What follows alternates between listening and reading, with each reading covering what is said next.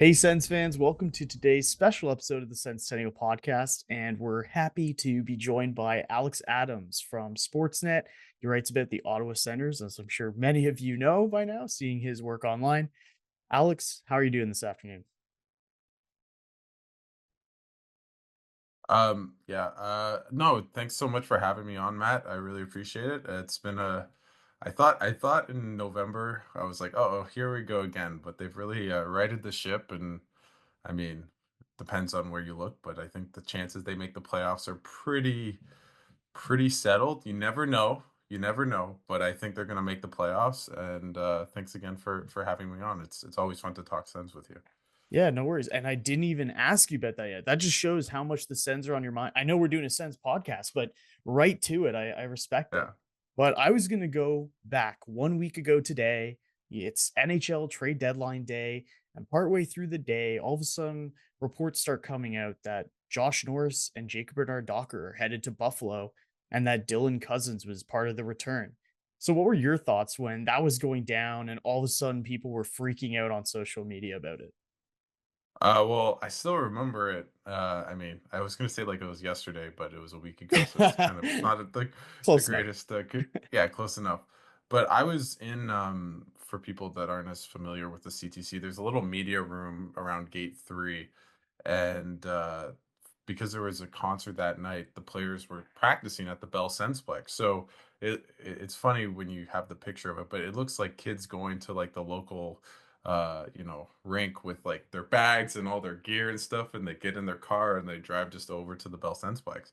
And at about 11 a.m., give or take, I see Josh Norris, JBD, walk up just from the hallway around, and there's all smiles, and they're getting in their car with like the rest of the players. And then 10 minutes later, I see the updates from Frege and all these people saying like I think Kevin Weeks at it first, but just about there's a trade in the works, and then they're not at practice and everything else. But it was crazy. Like they did not know. None of the players had any idea. And obviously, if you're a Sens fan, you must have seen the video of Brady Kachuk on the verge of tears losing Norris, and they were like I saw them kind of talking together that day before obviously Norris left, and so it was a wild day. And then the Zetterlund deal came in at the buzzer with 27 seconds left, which is just crazy. So it was a wild day, right? And I didn't finish till 6, right? Because Staios didn't talk till around 5:45 because he was the last person on the trade call queue. So it was a wild day, but I think you know I'm sure you're going to ask me about it, but I think the Senators did a really good job. I was hearing that they weren't going to do much, and obviously, I was completely wrong. But I think Dylan Cousins, like you've seen it in the first 4 games, like he's big, he's fast, he hits, Mhm. he's tenacious, and I think the difference between him and Norris, and I'm sure you probably feel similar, Matt, is like just the him as a carrier, a guy that can kind of hold on to pucks, gain zone entry. I think Norris, he's such a like north south player, but on the puck, I didn't think he just had that ability to really be patient and see the ice as well as Cousins has. And I think him and Batherson and Perron have been great together. Obviously, Batherson and Cousins had played at the World Championships a couple of years ago, and obviously they're living together for the time being. But I think it just the fit makes so much sense, and I still don't know why Buffalo gave a second round pick. I thought about on that day, like what does that trade call sound like? Hey, these are the two, Norris for Cousins, but I need a second round pick to make this. I don't know how Steve Stais did it, but good for him. And I think Zetterlund is, in a sense, an even better move. Obviously, he's been on the fourth line. I think the Sens will lose a game before the end of the regular season, and once that happens, I think we'll see Zetterlund maybe move up in the lineup. But and he hasn't been super noticeable, but I do believe in him as a really good fast player. Obviously, people saw him doing the deadlifting of 660 pounds. So he's a cigarette machine, as Paul Bissonnette said. And overall, I think just have him for I think 2 more years of team control after this year. I think he's a really good player, and I think once we maybe see the lines shake out, I think we'll see him being a much more effective player than he has been just playing on the fourth line. Now you're reading my mind, and I don't know if you hacked my computer and got my script ahead of No. time, but I want to rewind a little bit and let's go back. You brought up the fact that Brady Kachuk was super emotional in his interview after Josh Norris was traded, and rightfully so. They've been best friends for quite some time now, and that's a big shakeup to the core. And to do that in the middle of the season can completely backfire on a general manager and the team, obviously, because that is a big part of the locker room. He's been through the thick of it with the rest of the team for quite some time. And to just pull him out of the team as, they're starting to generate some buzz and it looks like good things are happening. That's a big move to make, and it's very bold. And after that trade went down, obviously, like I just mentioned, Brady Kachuk very emotional about it. You were in the locker room and got to talk with some of the guys and feel the vibe in the locker room. How was that? Yeah, I think all of them were pretty hit hard, pretty hard. Like all the guys who've been with the team since they were drafted. So like Stutzla, Sanderson, Batherson, obviously Kachuk, as you mentioned. Like those guys, I think it really hit them hard, just because you play with guys for 4 or 5 years. You're with them all the time on the road. You become really good friends, and I think they're all of a similar, essentially age cohort. And yeah, they were really hurt. I don't think any of them were just saying it for lip service. I think they were really affected by it. At the same time, it could have backfired for Steve Stais, but I do think that part of the rationale. I think Dylan Cousins. In my opinion, Steve Stais clearly thought Dylan Cousins is a better player and a better fit for the team, and that's why he made the trade. But I also think it didn't hurt that there was a bit of a shakeup, right? This team has been together essentially for 3 4 years, and I always joked heading into the season, it's like this is like the Leafs, except they wouldn't make the playoffs, right? Like this core that was together and would underachieve, right?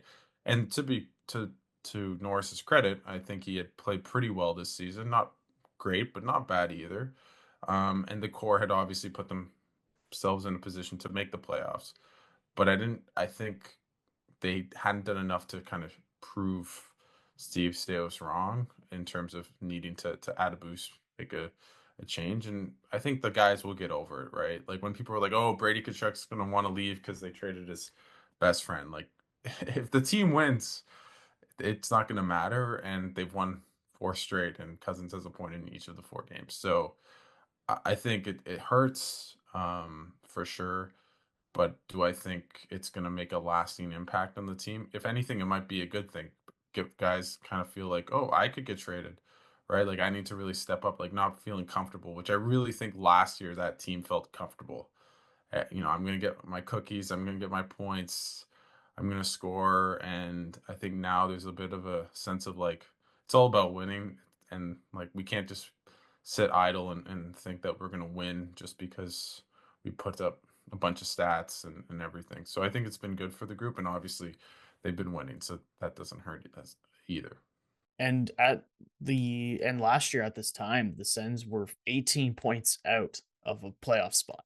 And now, as we're recording this, they're 5 points up on Columbus in the wild card spot. So they're obviously wild card one. And it feels like they've given themselves, just a little bit of breathing space. You don't want to get complacent, but they at least now can maybe take a hit. And if that happens, people won't be panicking, so that's kind of nice. And they're not too far off from Tampa for that third spot. So it'll be interesting to see over the next, I guess, like what 17 or so games remaining, what the Sens can do there. But going back to Dylan Cousins, obviously he comes to the team. I don't think people were expecting him to really blow anybody out of the water right away. And through 4 games, he's done quite well for himself. He's got 2 assists, 2 goals, about 20 hits. He's been a +5. He's got a positive face-off percentage. He's doing everything. He's playing great. And so I wanted to get your thoughts. And I know you mentioned a little bit earlier about his tenacity and ability to drive play and what you've seen from him and what you like about his performance so far. Yeah, I think the difference between him and Norris, and I know Graham Nichols a little bit, and he's been on this for a while. That Josh Norris should have been a winger rather than a center, and I agree with that because, in essence, I think the difference between Cozens and Norris is one's a play driver and one's a play finisher, right? I think Norris, he's always scored at a much higher rate than Dylan Cozens, but Dylan Cozens does have a 30-goal season in him. But you can watch it with Batherson and Prawn, just his ability to get zone entries, to win puck battles, to get in front of the net and score greasy goals, and like the one that Ridley Gregg finished off in the Rangers game, right? And with him in front of the net to just throw hits as well, although Norris had been doing that as well. So I think he just adds a much better fit for the team in terms of carrying play at 5-on-5. Like Julie McKenzie and I asked Steve Stais after the trade deadline, like why, like how important was it to get like Zetterlund and Cozens, who are much better 5-on-5 generators than Norris specifically, and he said like that was a huge kind of area of concern for him. And the team was last in 5-on-5 goals before the trade, and now they're since I mean it's small sample size, it's 4 games, but since then they're the best team in the league at goal in terms of goals at even strength. Do I think it's that dramatic a difference between Cozens and Norris? No, but I think it kind of exemplifies like throughout their careers in terms of Corsi expected goals at 5-on-5, they're much better in terms of creating primary assists, points at 5-on-5. Cozens has always been much better than Norris, and I think it just the team had struggled to get high danger chances. And I think because you have a guy that can get to the hard places, get into good places on the ice, which I think Norris was more needed to be facilitated to finish off plays. Ottawa had a problem of generating high danger chances, and I think it just made a lot of sense. And he's younger, he's cheaper, he's always healthy. Unfortunately, it looks like Norris is banged up again. So I just think in a number of categories, he fit like a glove, and he's been. You couldn't have asked for a better start in his Senators career. For sure. And I think, you brought up Josh Norris and again came out that he's, potentially day to day. I feel really bad for him, as the human being, like that's Yeah, to be taken out of a locker room and go to a franchise that has one of the longest playoff droughts, not just in the NHL, but in North American sports. That's really difficult on a player's psyche. Um, I really feel for the guy, and I hope that his health, he's able to stay healthy because I think he's a player that will be valuable to Buffalo. In my opinion, I think that's why Buffalo gave up the second is because Josh Norris is, although he's had health concerns, um, you I think the Sens sold maybe not at his peak because I think that would have been his 35 goal season, but they sold at a point where I think Josh Norris was trending in a good direction, and he had played a bulk of the season. He had missed some games, but I think that's why in Cozens it seemed like was bottoming out. So for me, I think maybe that's why the pick came back. But either way, I think that it will work out for both teams as long as Josh Norris can stay healthy. Dylan Cozens, like you said, he's very noticeable. He drives play quite a bit, which I think is really important. And he seems to just have great chemistry with Perron and Batherson, which is huge. And this kind of takes me to the next question that I was going to ask you. And we kind of talked about it earlier. You jumped ahead of me. And so now I'm oh, trying to, get caught up. But I'm sorry about that. no, no, it's all good. It's great. Like I said, you're reading my mind, so it makes it great. But Fabian Zetterlund, like you said, 27 seconds left, trade deadline day, and Stais pulls the trigger on a deal that sends him from the San Jose Sharks to the Ottawa Senators in exchange for Zach Ostapchuk, Ottawa's 2025 second round pick, and also Noah Gregor, who had been kind of in and out of Ottawa's lineup on the fourth line. So Zetterlund comes in, and because of all this great chemistry, it looks like he started off on the fourth line, and Green wanted to get him worked in. And now it seems like there's some frustration in the Sens fan base with some people saying that Zetterlund should be moved up and play alongside Batherson and Cozens because he was playing in the top six for San Jose. And, he's a player with a heck of a shot. Um, He's been getting some second unit power play time, but I kind of want to get your thoughts on this whole debate about what to do with Zetterlund. And some people even voicing concern that maybe he will just want to walk away as an RFA if the team, I guess, allows that or trades his rights, just so that he can get more of an opportunity elsewhere. And yeah, wanted to get your thoughts on that. I think it's a conundrum that this fan base has not had for a very long time because this team hasn't been that good, right? And people might not know, I'm a quasi Winnipeg Jets fan. My family's from Winnipeg, basically, so I grew up as a fan. And last year, Cole Perfetti, the team was one of the best teams in the league, and they did not play Cole Perfetti in the playoffs. And he's younger than Zetterlund, but he was like the 10th overall pick. He had like 40 points that year, last season. He's been better this season. But my point being is that he didn't have a place on the roster. And people were outraged there. And I'm not saying that Cole Perfetti should have been scratched. But my point is that when you have a good team, you have guys that are too good to be in the position they are in their lineup on most teams. Is Fabian Zetterlund a fourth line player? No. But right now, the third line has been unbelievable with Amadio, Pinto, and Greg. I don't think you want to mess that up. You just got Cozens. Him and Perron, as you mentioned with Batherson, have been really good.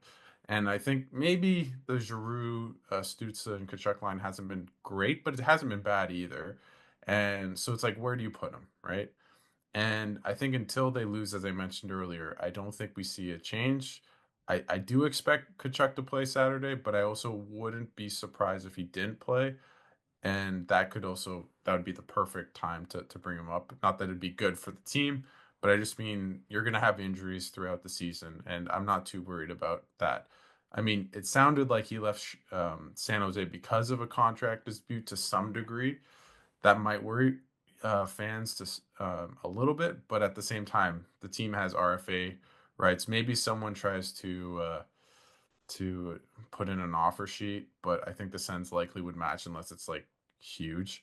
So I'm not too worried about that. I just give it time. That would be my message is don't get too down on him. I think he's a heck of a player, and you put him with good players. He's fast, he's big, he's strong.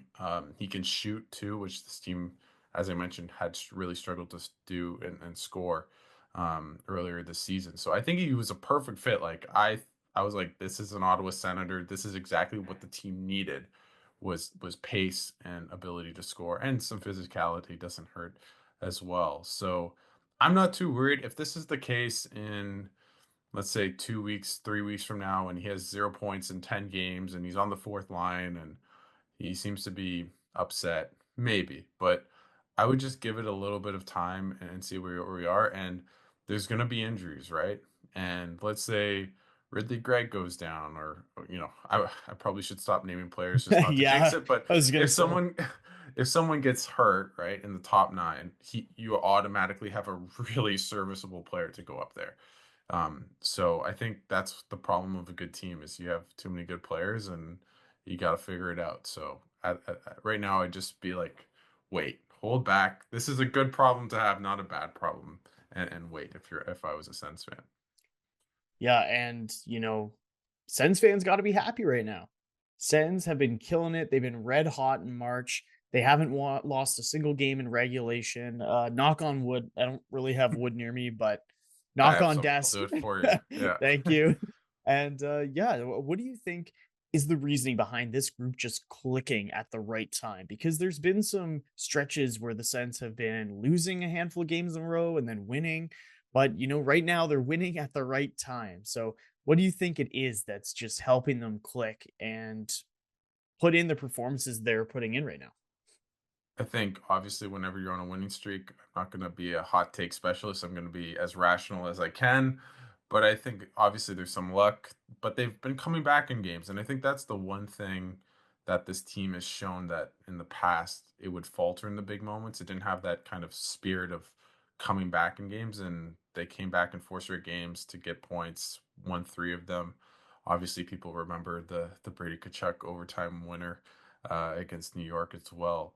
But I think obviously Allmark's been outstanding, especially the last two games. I would have said he actually didn't play that great in that goal against New York. Against Chicago, I thought he was a bit iffy, but um at the same time, I just think they're healthy, right? I wrote in my last story that came out today that since I think it's January 9th, basically they haven't lost a game with a pretty much a fully healthy roster since January 9th in regulation.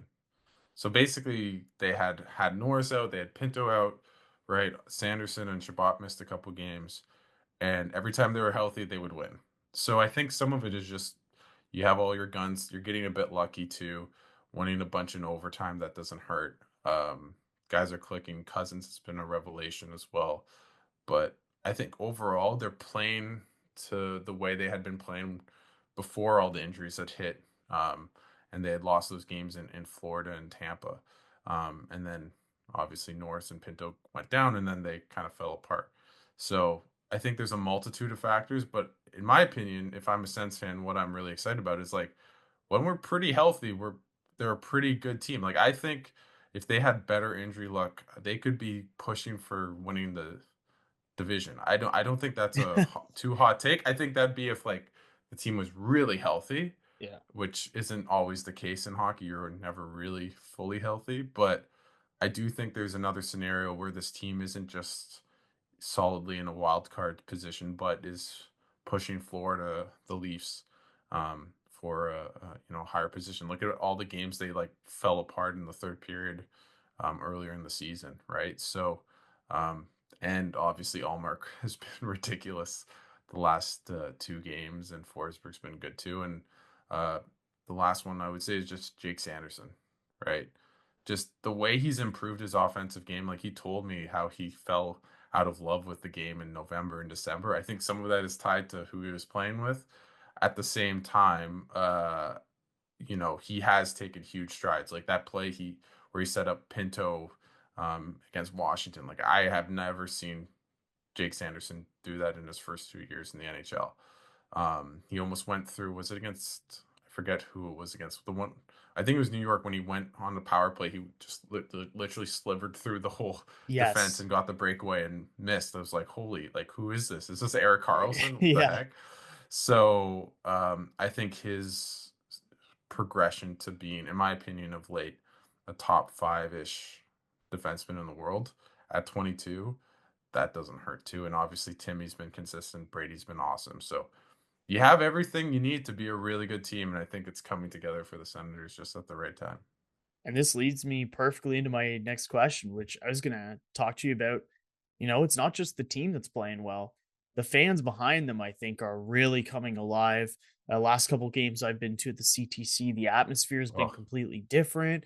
I'm able to zoom along with the crowd. There's not people look at me like, who the heck is this weird guy?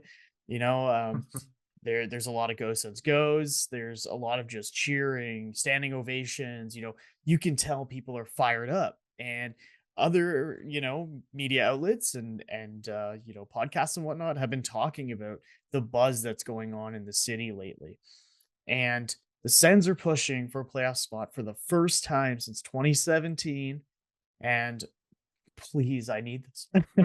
But I wanted to, injected into my veins yeah, meme. Yeah. I wanted to ask you, I think it's like, even, I heard that Ross Levitan from the Locked On Sens podcast, he was on local radio in Ottawa today on TSN Hmm. 1200, Great and guy.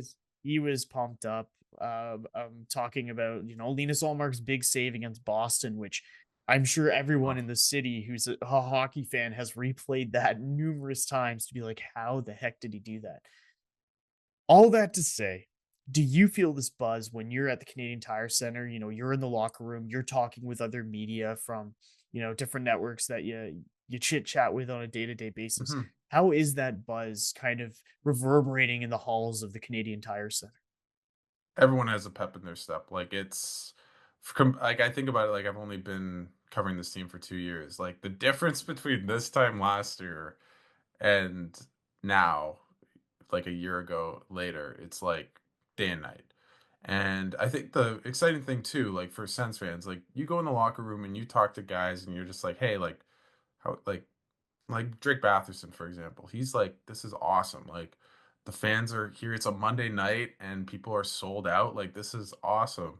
And guys notice like Dylan Cousins, you can tell how rejuvenated he is and just excited to Like imagine going from Buffalo to like a team like this that's so young, and the building's going crazy, and you're the new player and everyone like it's just what a whirlwind. So I think with the media for sure, there is this like it's time. It's like finally like the fan base deserves it, and it's exciting to cover a winning team. Like I'm never gonna deny that. Um, I'd rather cover a team than that makes the playoffs than a team that is 20-60-2 or whatever, right? So but I think that the noticeable thing is how much the players are talking about it, like how cool it is to be in a Canadian city and people come up to you and say, hey, like I'm out for dinner, and people come up, and I'm not talking about me, I'm talking about the Yeah, players. yeah. Well, yeah, no one Hey, comes I've up seen and I've seen says you hi. lace them up out there. Oh, I'm awful. I'm I'm an 80s player. That's what I say. All physicality, even though I'm not that violent. Anyways, back to the point. But I think that's the biggest difference is just guys noticing how buzzed the arena is, and the fans are getting into it, and guys notice it, and guys are excited about it, and super pumped. And I think what Brady said with Claire Hanna, which was an awesome interview after the Rangers game, kind of exemplifies, I think, how the Sens are feeling about just being in an environment that is so just uh, what's the right word? Just so exciting, I guess, in terms of the playoff buzz and the playoff push.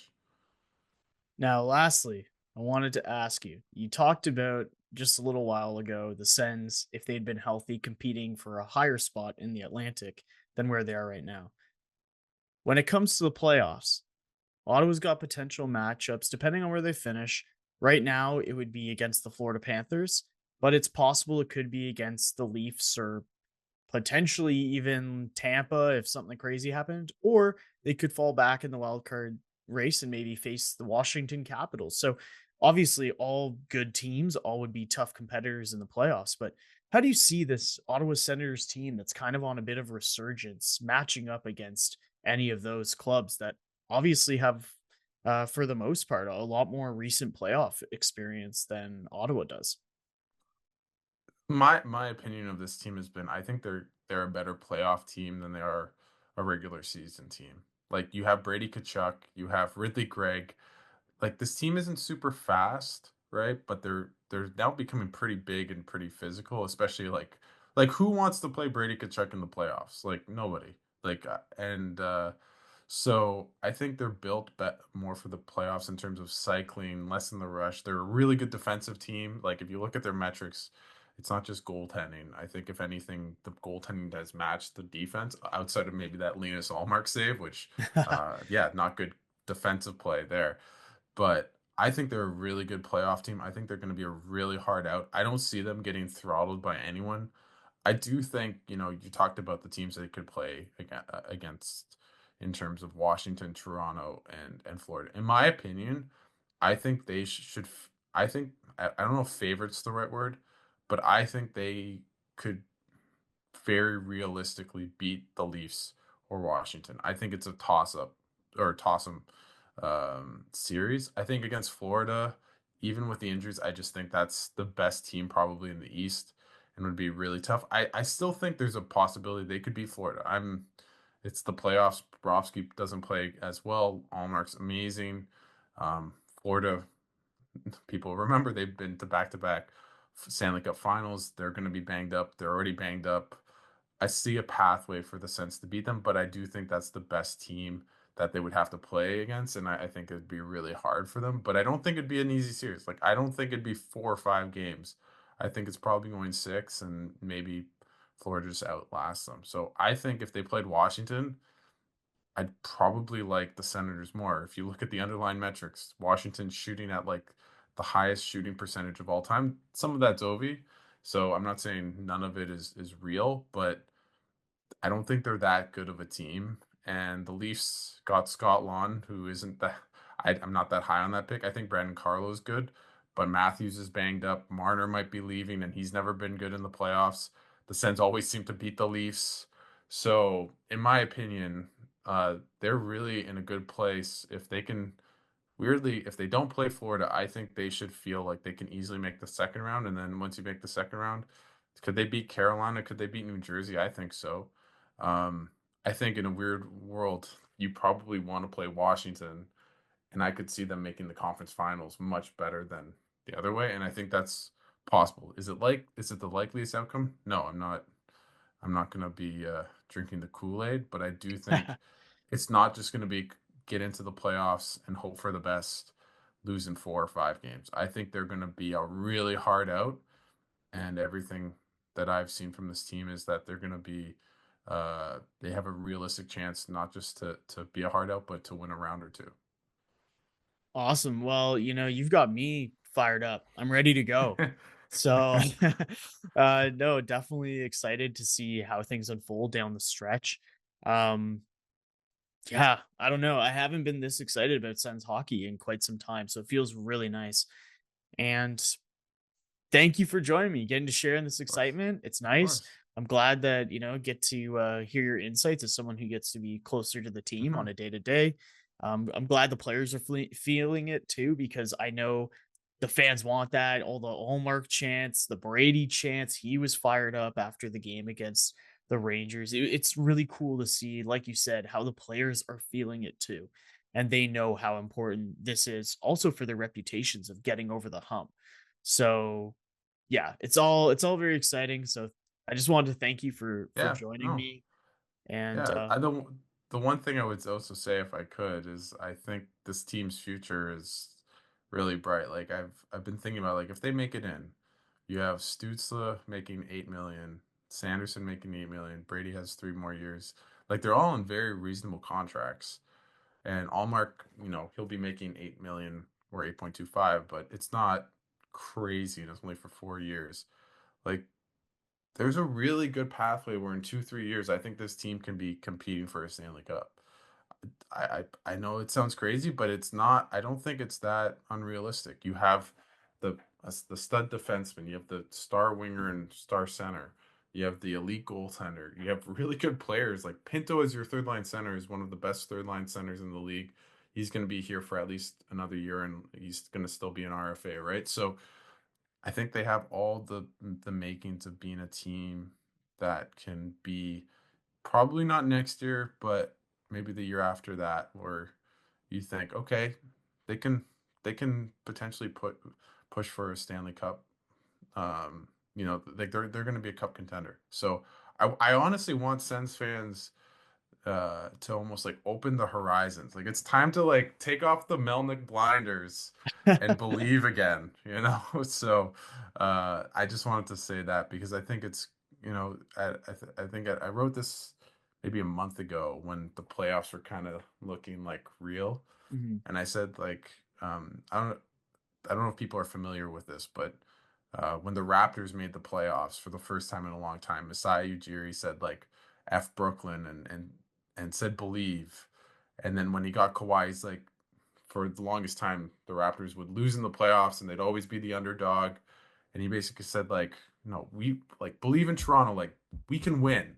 Like the fan base stopped just like always thinking you're gonna lose and fall apart, and a part of me wants that for the Sens. Not maybe this year in terms of them. I don't think they're winning the Stanley Cup. Newsflash. But I think it's almost opening the horizons of like, hey, like this is going to be a good team for a long time. I really believe that, and starting to have like maybe a little bit of a pop in your step and being like, yeah, this team's good. So that's my message to fans. They can blame me, and I don't ever want to tell fans what to do.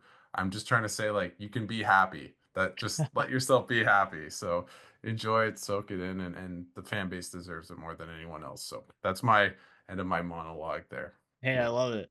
Uh, thank you again for joining us, Alex. Really appreciate it. It's been great having you back on, and we'll have to do this again sometime. Have you looked at playoff tickets? So my one of my buddies, I was waiting. So for me, it was like if I get tickets before it's like a lock, I was like that would be bad luck. So I didn't. Oh, But one okay. of my friends picked up tickets, and he's like, "Hey, like my a couple of his family members, he's like they probably won't be able to go just because of other things." So he's like, "Do you want to just sit with me?" And he has like two other seats as well.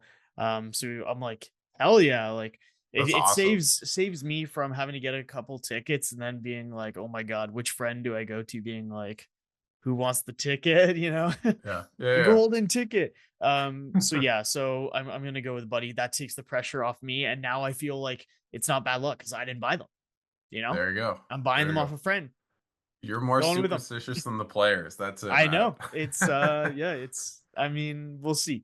We'll see. Yeah, we'll Yeah. see. I won't say anything else. I don't wanna be You like know, a we jinxer won't say or the P whatnot. word. We won't say the P word. Wait, we've already done that. Yeah. That's fine. Yeah, But we have. but It's okay. There but you go. anyway, is there anything you have coming out soon or anything you wanna plug before we Yeah, I guess just I don't have anything like specific coming out, but I just wrote a story on Jake Sanderson a little bit, and just he talked about how he fell out of love with the game, and he started seeing a skills coach called Jonathan Sigalet, and ever since basically the start of the new year, he's been on fire, especially offensively. And Sanderson's always a delight to kind of deal with. So, yeah, just thought people would find that interesting. But other than that, no, nothing. Just read my stuff at Sportsnet, and follow me on Twitter. And yeah, that's basically it. I'm not I'm terrible at self promotion, but Well, that's it. I was gonna promote you for you. Well, thank you. Yeah, No, get my job out of the way. I was gonna let people know, yeah, like you said, on Twitter or X at Alex Adams BTP underscore or on Blue Sky at Alex Adams SN. We skeeting. We skeeting. I hate that. I Please hate it. don't I don't call I it find that. it so funny. I find it so funny. It's Oh awful, my but gosh. blue sky. Blue Awesome. sky. Well, yeah, go check out Alex Adams' work. Some great articles in Sportsnet. I love that you proactively share them because sometimes I'm working and I'm like at my computer and I look over on my other screen and I see you've shot me a message like Matt, new article, and I'm like, oh, Yeah. okay, sweet. I'll I take like a 5 minute I break. grind, man. I grind. That's yeah. I appreciate it that you don't like block me by this time. So I appreciate it, Matt. But I always appreciate Watch you it. reading my stuff, and yeah, well, that's true. But thanks so much for having me on. I always love the show, and it's been cool to see you guys climb and love the show. And thanks again for having me on. Awesome. Thanks so much, Alex.